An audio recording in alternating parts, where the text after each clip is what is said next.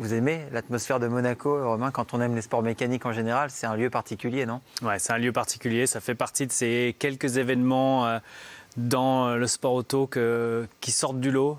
Les 500 miles d'Indianapolis aux États-Unis, les 24 heures du Mans en France, le Grand Prix de Monaco, le rallye de Monte-Carlo aussi. J'ai envie de dire, c'est voilà, un petit peu les 4 événements qui sortent vraiment du lot. Ouais, à propos d'Indianapolis, transition toute trouvée. Si on partait un petit peu aux États-Unis tranquillement avant Indianapolis et cette pole et ce podium, on va parler de votre retour au volant.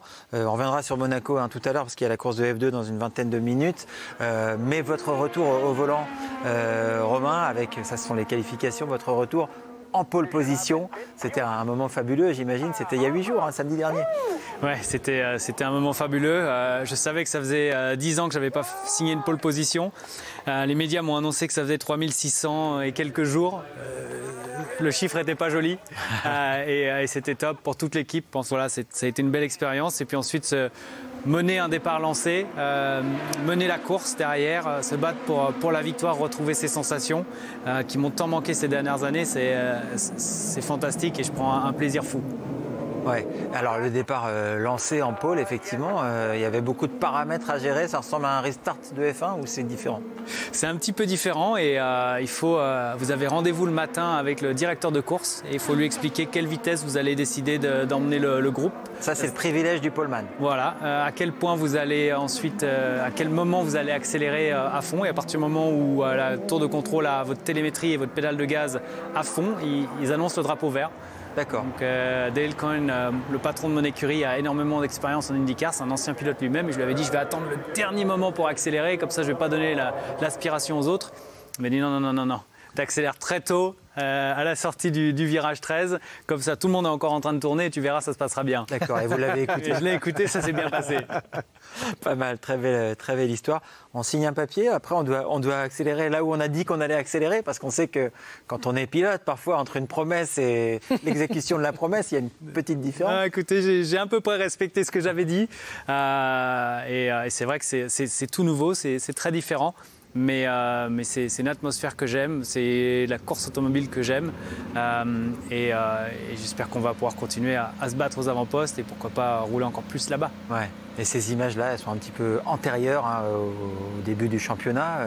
Julien, c'est ce moment où Romain est redevenu un pilote après l'accident de Bahreïn. Ouais, repartir à l'assaut d'un nouveau défi sportif très relevé.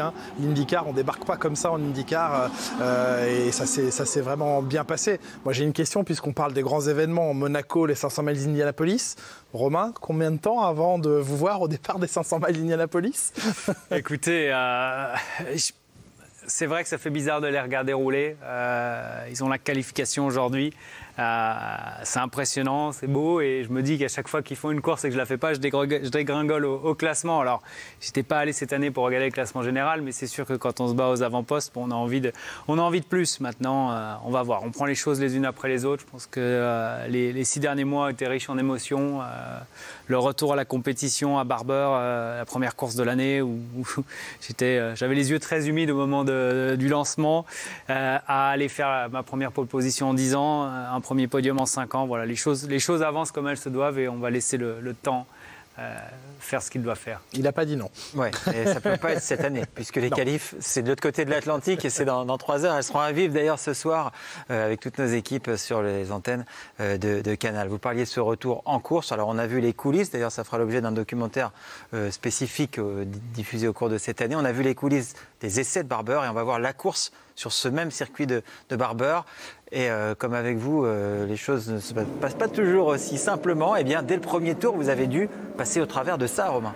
Oui, effectivement, dès le premier tour, Joseph Newgarden, qui était juste devant moi, a perdu le contrôle. Je l'ai vu, donc j'ai pu éviter. Il y a eu un gros accident dès le début. Et là, vous vous êtes dit, mais c'est pas vrai, je suis maudit, non? Non, je l'ai vu arriver, donc ça allait.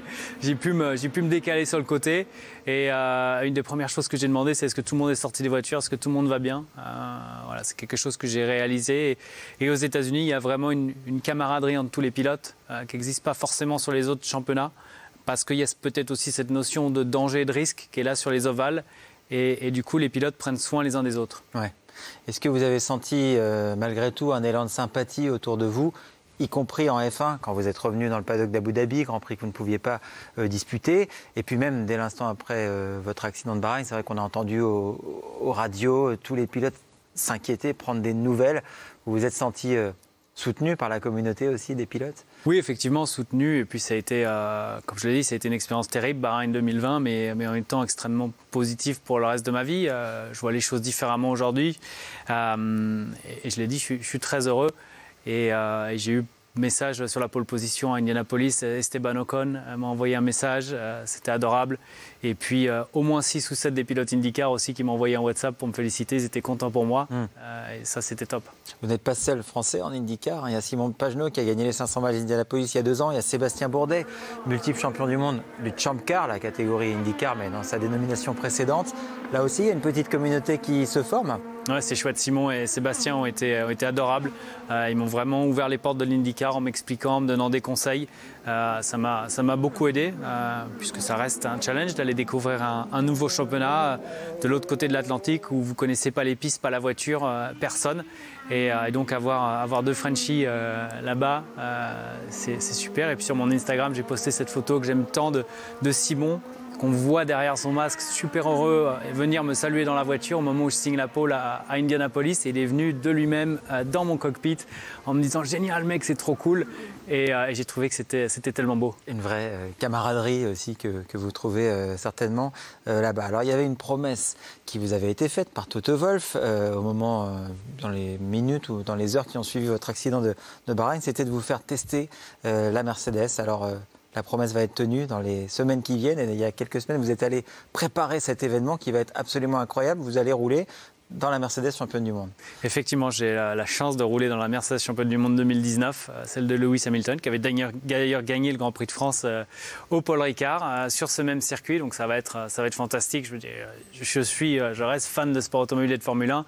Aller visiter l'usine Mercedes, ça a été incroyable. Déjà, on voit le race bay, là où la voiture est montée, c'est extraordinaire. Et pour la petite histoire, le mécanicien qui est le chef de la voiture dans laquelle je roulerai était mon mécanicien en GP2 en 2008 chez ART, l'écurie de Fred Vasseur. Donc voilà, je trouve que l'histoire est très belle. Ouais, c'est une belle histoire qui continue. Alors malheureusement, la démonstration dans le cadre du Grand Prix de France sur le circuit du Castellet ne pourra pas avoir lieu. On rappelle tout simplement pourquoi, Julien. Oui, le Grand Prix a été avancé d'une semaine et Romain sera à Road America. Exactement. C'est ça, ce même week-end. Vous voyez en rouge les 2 changements majeurs annoncés cette semaine. Grand Prix de France avancé d'une semaine et un Grand Prix sur le circuit du Red Bull Ring ajouté, Grand Prix de Styrie le 27 juin.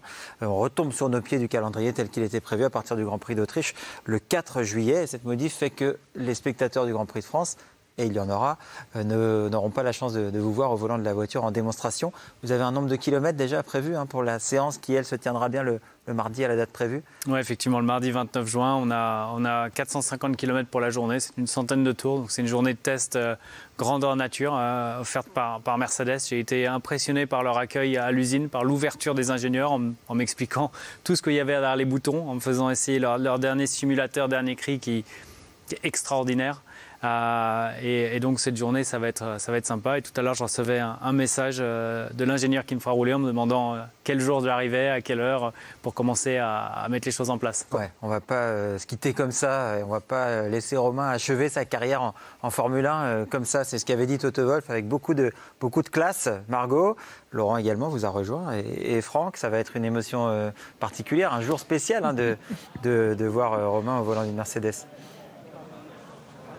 C'est extraordinaire et c'est vrai qu'il y a une pointe de déception du fait qu'on ne puisse pas le vivre nous aussi avec lui, que les caméras de Canal+ ne puissent pas être sur le Grand Prix de France et voir Romain parce que ça aurait été un événement génial, mais néanmoins voilà, l'opération va se réaliser et en ça c'est quand même extraordinaire d'une part d'avoir honoré le pari entre guillemets et d'autre part de voir Romain encore au volant d'une Formule 1. Et le seul problème pour Romain c'est qu'il va falloir retourner à l'usine pour refaire un sit fit, vu que tu as pris 3 épaules depuis la dernière fois que tu as fait un sit fit avec ta préparation pour l'IndyCar. Il va falloir y retourner. Ça va frotter un peu. C'est vrai que Romain, c'est impressionnant.